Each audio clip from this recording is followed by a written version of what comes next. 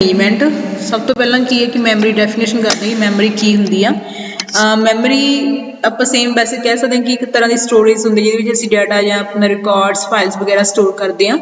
ਤਾਂ ਕੰਪਿਊਟਰ ਵਿੱਚ ਦੋ ਤਰ੍ਹਾਂ ਦੀ ਮੈਮਰੀ ਯੂਜ਼ ਕੀਤੀ ਜਾਂਦੀ storage, main memory and the secondary memory. Main memory ਜਿਹੜੀ ਹੁੰਦੀ ਆ ਆਪਣੀ ਕੰਪਿਊਟਰ ਦੀ ਮੇਨ ਮੈਮਰੀ ਜਿਹੜੀ ਹੁੰਦੀ ਟੈਂਪਰੇਰੀਲੀ ਸਟੋਰ ਕਰਦੇ ਡਾਟਾ ਨੂੰ and instruction to be executed by the computer. ਜੋ ਇੰਸਟਰਕਸ਼ਨਸ ਹੁੰਦੀਆਂ ਨੇ ਕੰਪਿਊਟਰ ਨੇ ਐਕਸੀਕਿਊਟ ਕਰਵਾਉਣੀਆਂ ਹੁੰਦੀਆਂ ਉਹ ਮੇਨਲੀ ਮੇਨ ਮੈਮਰੀ ਵਿੱਚ ਹੀ ਸਭ ਤੋਂ ਪਹਿਲਾਂ ਸਟੋਰ ਕਰਕੇ ਰੱਖਦਾ ਗਾ।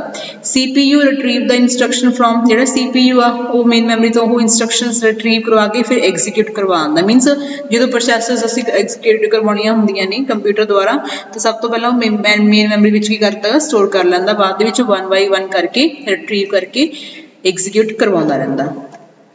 ਜਿਹੜੀਆਂ ਮੇਨ ਮੈਮਰੀਜ਼ ਆ ਉਹ ਵੀ main memory is usually too small to accommodate all the data. ਜੇ ਡਾਟਾ ਦੇ ਜਾਂ ਫਿਰ ਆਪਾਂ ਕਹਿ ਸਕੀਏ ਕਿ ਲਾਰਜ ਨੰਬਰ ਆਫ ਡਾਟਾ ਜੇ ਤੁਸੀਂ ਸਟੋਰ ਕਰਨਾ ਚਾਹੁੰਦੇ ਹੋ ਤਾਂ ਉਹਦੇ ਵਾਸਤੇ ਸਫੀਸ਼ੀਐਂਟ ਨਹੀਂ ਹੈ ਮੇਨ ਮੈਮਰੀ, ਕਿਉਂਕਿ ਇਹਦੀ ਜਿਹੜਾ ਸਟੋਰੇਜ ਸਪੇਸ ਹੁੰਦੀ ਘੱਟ ਹੁੰਦੀ ਆ ਕਿਹਦੇ ਕੰਪੈਰੀਜ਼ਨ ਸੈਕੰਡਰੀ ਸਟੋਰੇਜ ਜਾਂ ਸੈਕੰਡਰੀ ਮੈਮਰੀ ਦੇ ਕੰਪੈਰੀਜ਼ਨ।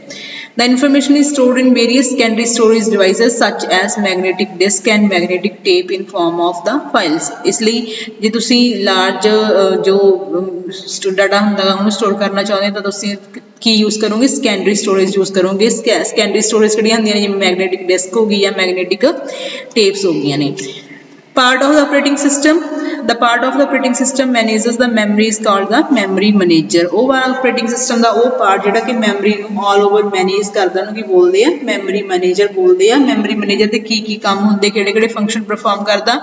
ਸਭ ਤੋਂ ਪਹਿਲਾਂ keep track, to keep the track which part of memory are in use and which are free।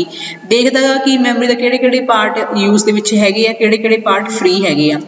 allocate memory space to processes when they need and deallocate it when they are done।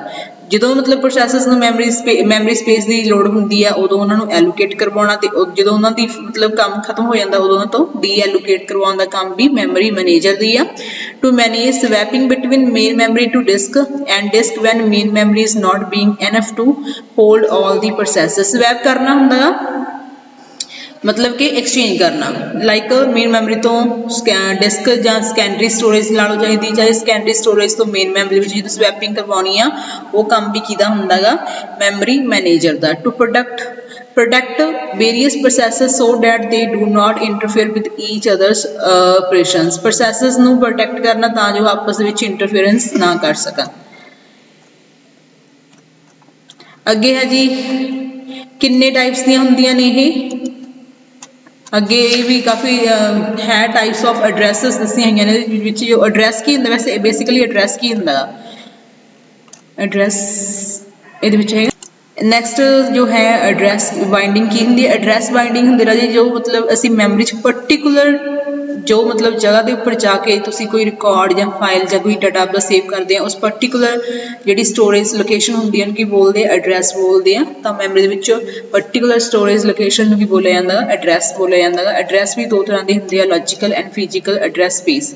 Logical ਦੇਰ R 2 types of addresses logical and the physical. Logical address ਦੇ ਵਿੱਚ ਕੀ ਹੁੰਦਾ the address generated by CPU is known as the logical address or the virtual address। ਜਿਹੜਾ ਕਿ CPU ਦੁਆਰਾ address generate ਕੀਤਾ ਜਾਂਦਾ ਹੈ ਮੈਮਰੀ ਦੇ ਅੰਦਰ ਲੋਕੇਸ਼ਨ ਉਹ ਵਾਲੀ ਜਿਹੜੀ CPU ਦੁਆਰਾ ਜਨਰੇਟ ਕੀਤੀ ਜਾਂਦੀ ਹੈ ਕਿ ਉਸ ਜਗ੍ਹਾ ਦੇ ਉੱਪਰ ਕਿਸੇ ਫਾਈਲ ਜਾਂ ਰਿਕਾਰਡ ਨੂੰ ਸੇਵ ਕੀਤਾ ਜਾ ਸਕੇ ਉਹਨੂੰ ਕੀ ਬੋਲਦੇ ਆ ਲੌਜੀਕਲ ਐਡਰੈਸ ਜਾਂ ਵਰਚੁਅਲ ਐਡਰੈਸ ਬੋਲਦੇ ਆ। Logical address is the address of instruction ਔਰ ਡਾਟਾ ਐਜ਼ ਯੂਜ਼ਡ ਬਾਈ ਦਾ ਪ੍ਰੋਗਰਾਮ। ਜਿਹੜਾ ਲੌਜੀਕਲ ਐਡਰੈਸ ਹੁੰਦਾ ਉਹ ਇੰਸਟਰਕਸ਼ਨ ਦਾ ਜਾਂ ਫਿਰ ਉਸ ਡਾਟਾ ਦਾ ਹੁੰਦਾ ਜਿਹੜਾ ਕਿ ਜਾਂ ਕਿਸੇ ਪ੍ਰੋਗਰਾਮ ਦਾ ਹੁੰਦਾ ਜਿਹਨੇ ਉਹ ਐਡਰੈਸ ਯੂਜ਼ ਕਰਨਾ ਹੁੰਦਾ ਗਾ।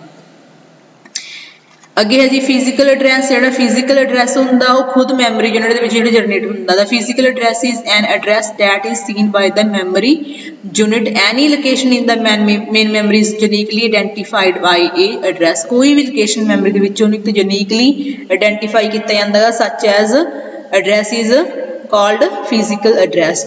ਇਹ ਦੇਖੋ ਦੋ ਹੀ ਡਿਫਰੈਂਸਿਸ ਇਹਦੇ ਵਿੱਚ। ਇੱਕ ਡਿਫਰੈਂਸ ਹੈਗੀ ਹੈ ਮੇਨ ਕਿ ਜਿਹਦਾ ਫਿਜ਼ੀਕਲ ਐਡਰੈਸ ਹੁੰਦਾ ਉਹਦਾ ਮੈਮਰੀ ਵਿੱਚ ਜੋ ਲੋਕੇਸ਼ਨਸ ਹੁੰਦੀਆਂ ਨੇ ਅੱਗੇ ਬਣੀਆਂ ਹੋਈਆਂ ਉਹਨਾਂ ਨੂੰ ਜੋ ਦਿੱਤਾ ਜਾਂਦਾ ਉਹਨਾਂ ਨੂੰ ਫਿਜ਼ੀਕਲ ਐਡਰੈਸ ਬੋਲਦੇ ਆ। ਲੌਜੀਕਲ ਐਡਰੈਸ ਉਹ ਹੁੰਦਾ ਜੋ ਖੁਦ CPU ਪਹਿਲਾਂ ਜਨਰੇਟ ਕਰਦਾ ਗਾ ਠੀਕ ਹੈ। ਮੈਮਰੀ ਦੇ ਵਾਸਤੇ ਬਾਅਦ ਦੀ ਗੱਲ ਰਹਿ ਗਈ ਪਹਿਲਾਂ ਖੁਦ ਉਹ ਜਨਰੇਟ ਕਰਦਾ ਲੌਜੀਕਲ ਐਡਰੈਸ ਉਸ ਅਕੋਰਡਿੰਗ ਹੀ ਉਹ ਮੈਮਰੀ ਵਿੱਚ ਜਾਂਦਾ ਗਾ ਮੈਮਰੀ ਲੋਕੇਸ਼ਨ ਦੇ ਉੱਪਰ ਜਾਂਦਾ ਗਾ ਤਾਂ ਉਹਨੂੰ ਕੀ ਬੋਲਦੇ ਆ logical address. The set of all logical address generated by program is called logical address space. जिन्ने भी logical addresses ਦੇ set ਹੁੰਦੇ ਆ, ਜਿਵੇਂ number of logical addresses ਹੋ ਸਕਦੇ ਉਹਨਾਂ ਨੂੰ ਕੀ ਬੋਲਦੇ ਆ, logical address space ਬੋਲਦੇ ਆ। ਉਧਰੋਂ ਜਿਹੜੇ set of physical addresses ਹੁੰਦੇ ਆ main memory ਦੇ ਵਿੱਚ ਉਹਨੂੰ ਕੀ ਬੋਲਦੇ ਆ, physical address space ਬੋਲਦੇ ਆ।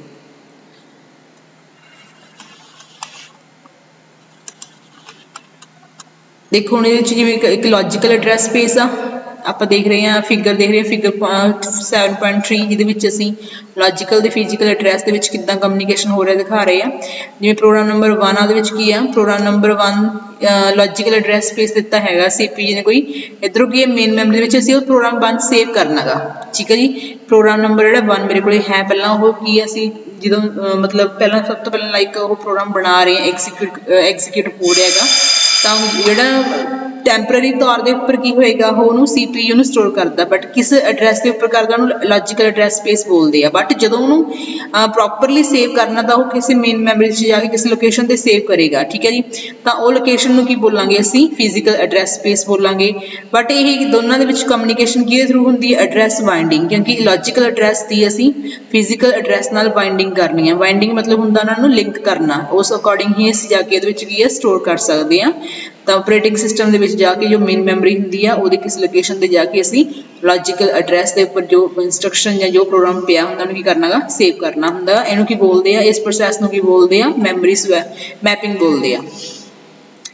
Memory mapping is provided by hardware device called memory management unit. ਜ਼ਿਆਦਾਤਰ ਹਾਰਡਵੇਅਰ ਡਿਵਾਈਸਿਸ ਹੀ ਯੂਜ਼ ਕੀਤੇ ਜਾਂਦੇ ਆ ਮੈਮਰੀ ਮੈਪਿੰਗ ਕਰਨ ਵਾਸਤੇ।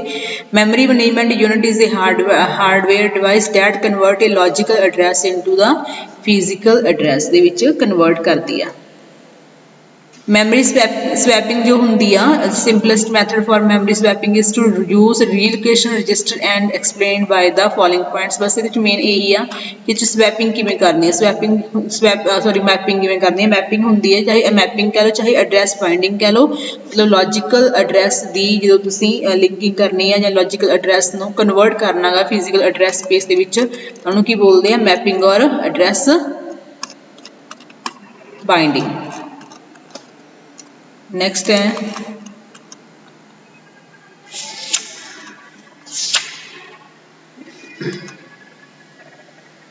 ਲਾਈਕ ਇੱਕ ਹੋਰ ਫਿਗਰ ਦੇ ਵਿੱਚ ਆ, ਫਿਗਰ 7.4 ਦੇ ਵਿੱਚ ਇਹਦੇ ਵਿੱਚ ਦੱਸਿਆ ਗਿਆ example dynamic relocation with relocation register.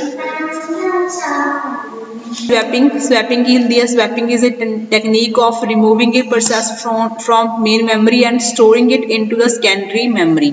ਸਵੈਪਿੰਗ ਇੱਕ ਇਹੋ ਜਿਹੀ ਟੈਕਨੀਕ ਆ ਜਿਹਦੇ ਵਿੱਚ ਕੀ ਹੁੰਦਾ ਗਾ ਕਿ ਮੇਨ ਮੈਮਰੀ ਤੋਂ ਪ੍ਰੋਸੈਸ ਨੂੰ ਅਸੀਂ ਲੈ ਕੇ ਸੈਕੰਡਰੀ ਸਟੋਰੇਜ ਦੇ ਵਿੱਚ ਜਾਂ ਸੈਕੰਡਰੀ ਮੈਮਰੀ ਵਿੱਚ ਸਟੋਰ ਕਰਨਾ ਹੁੰਦਾ, ਤਾਂ ਉਸ ਪ੍ਰੋਸੈਸ ਨੂੰ ਕੀ ਬੋਲਦੇ ਆ, ਸਵੈਪਿੰਗ ਬੋਲਦੇ ਆ। Usually a hard disk temporarily and then bringing it back into main memory and for continued execution. ਉਲਟਾ ਵੀ ਹੋ ਸਕਦਾ, ਵਾਈਸ ਵਰਸਾ, ਮਤਲਬ ਮੇਨ ਮੈਮਰੀ ਤੋਂ ਪਹਿਲਾਂ ਸੈਕੰਡਰੀ ਸਟੋਰੇਜ ਦੇ ਵਿੱਚ ਲੈ ਕੇ ਜਾਓ ਜਾਂ ਸੈਕੰਡਰੀ ਸਟੋਰੇਜ ਤੋਂ ਦੁਬਾਰਾ ਤੋਂ ਮੇਨ ਮੈਮਰੀ ਵਿੱਚ ਲੈ ਕੇ ਆਓ ਤਾਂ ਜੋ ਕੰਟੀਨਿਊ ਕੀਤਾ ਜਾ ਸਕੇ ਐਗਜ਼ੀਕਿਊਸ਼ਨ ਨੂੰ।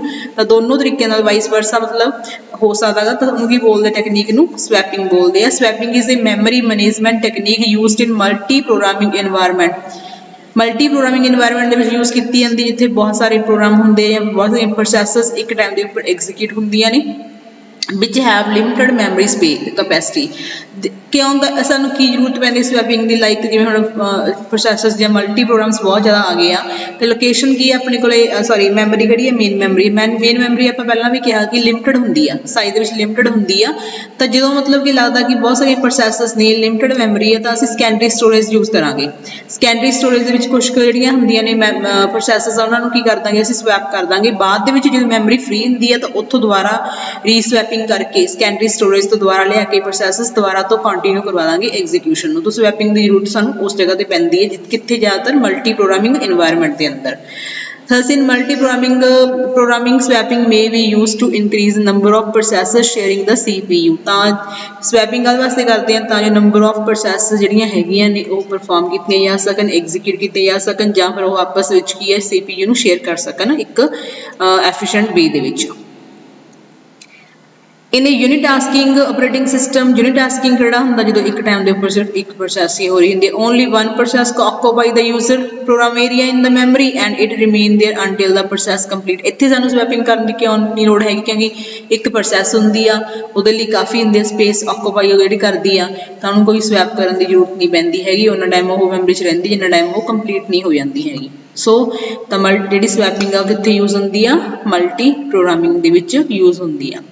तो फिगर देखते हैं 7.5 दे विच देखो इधर सैकेंडरी स्टोरेज बनया है इधर की है मेन मैमरी आ देखो सैकेंडरी स्टोरेज जो सैकेंडरी स्टोरेज तो मेन मैमरी विच जाती है प्रोसैस लाइक P1 जाती है तो उन्हें स्वैप इन बोलते हैं जो उत्थों दोबारा असी सैकेंडरी स्टोरेज दे विच लैके आते हैं मेन मैमरी तो उनकी बोलते हैं स्वैप आउट बोलते हैं swap in and swap out. Secondary storage तो मेन मैमरी में जाना प्रोसैस को स्वैप इन कहते हैं जी दोबारा फिर आती है सैकेंडरी मेन मैमरी तो सैकेंडरी स्टोरेज के अंदर तो उनकी बोलते हैं स्वैप आउट बोलते हैं।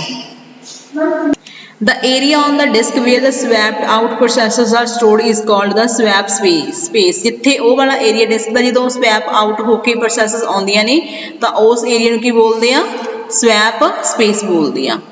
For example, in multi-programming environment with the round-robin CPU scheduling algorithm, round-robin scheduling algorithm ਆਪਾਂ ਕੀਤਾ ਹੈ ਜਿਹਦੇ ਵਿੱਚ ਕੀ ਹੁੰਦੀਆਂ ਨੇ ਟਾਈਮ ਦਿੱਤੇ ਜਾਂਦੇ ਸਲੋਟਸ ਦਿੱਤੇ ਜਾਂਦੇ ਹੁੰਦੇ ਆ ਕੀ ਨੰਬਰ ਆਫ ਜਿੰਨੇ लाइक 2-2 सैकेंड के टाइम स्लॉट दिते हैं उस स्लॉट के किसी भी टास्क में परफॉर्म होना होंगे जो टास्क परफॉर्म नहीं होंगी हैगी तो एक बार उन्होंने करके दोबारा तो रीस्टार्ट किया जाता दोबारा तो मतलब वो कंटिन्यू चलता रहता दोबारा जो 2 सैकेंड मिलेंगे उदों वो एग्जीक्यूशन दोबारा करूगी। The memory manager swap out the process whose quantum की होंगे स्लाइस टाइम स्लाइस जो दिता होंगे मैमरी मैनेजर स्वैप आउट उन्होंने प्रोसैसेस को स्वैप आउट कर दिता मेन मैमरी तो जिदा क्वांटम एक्सपायर हो जाता है एक्सपायर मतलब टाइम जो दिता होंगे जो टाइम प्रोसैसेस एग्जीक्यूट नहीं होंगी है तो स्वैप आउट करके वो मैमरी मैनेजर ही कर लेंदा सैकेंडरी स्टोरेज रख लेंदा जो दोबारा तो टाइम आता टर्न आती है कि जो दोबारा टाइम मिलना होंगे तो फिर वो सैकेंडरी स्टोरेज तो मेन मैमरी में स्वैप इन फिर करवा दूंगा उन्होंने ठीक है। In this way it create memory space for other processes ये नाल कि मैमरी स्पेस मेन मैमरी जी स्पेस होंगी है बाकी प्रोसैसेस के लिए वो क्रिएट कर लेंदा बाकी जो टाइम जिन्होंने एक्सपायर होता उन्होंने अपने सैकेंडरी स्टोरेज रख के फ्री करवाने स्पेस मेन मैमरी की ठीक है जी। तो इन प्रायोरिटी बेस्ड शेड्यूलिंग भी यूज़ होंगी है whenever a higher priority process arrive जो हायर प्रायोरिटी प्रोसैस आती है want service the memory manager can swap out the lower priority process in order to load and execute higher priority process. ये होंगे कि जो higher priority process आती है main memory तो वह लोअर प्रायोरिटी प्रोसैस को स्वैप आउट करके सैकेंडरी स्टोरेज रख लेगा जो वो कंप्लीट हो जाती है हायर प्रोसैस जी प्रायोरिटी प्रोसैस होंगी है फिर उन्होंने स्वैप इन करके दोबारा तो उस रख दिंदा मेन मैमरी जो मतलब कि किया जा सके जी प्रायोरिटी है उन्होंने किया जा सके सैटिस्फाई किया जा सके तो इस तरह की स्वैपिंग की बोलते हैं रोल आउट और रोल इन भी बोल देंगे ठीक है जी roll out and roll in.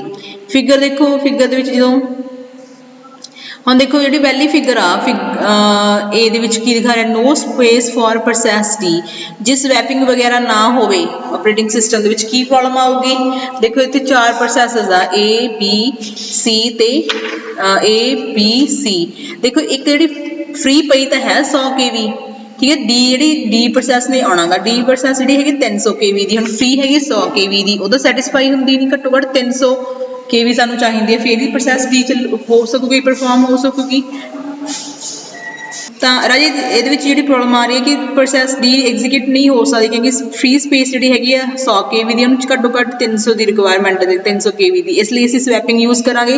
Swapping किवें यूज़ करांगे जी प्रोसैस कंप्लीट हो चुकी है लाइक प्रोसैस ए है प्रोसैस ए मैं स्वैप आउट करके ना रख लाँगी सैकेंडरी स्टोरेज तो जी प्रोसैस ए की 200 वो भी फ्री हो जू 100 पहला फ्री है 300 होगी 300 जो फ्री है तो प्रोसैस डी मैं ईजिली एग्जीक्यूट करवा सकती हूँ। This is the benefit of the swapping की बस यही बेनीफिट आ स्वैपिंग का कि तुसी फ्री करवा के बाकी मैमरी बाकी जिहड़ियां हुंदियां ने प्रोसैसेस उन्होंने एग्जीक्यूट करवा सकते हो। जो नैक्सट टॉपिक आ वो आपां करदे हां next video which. Thank you so much.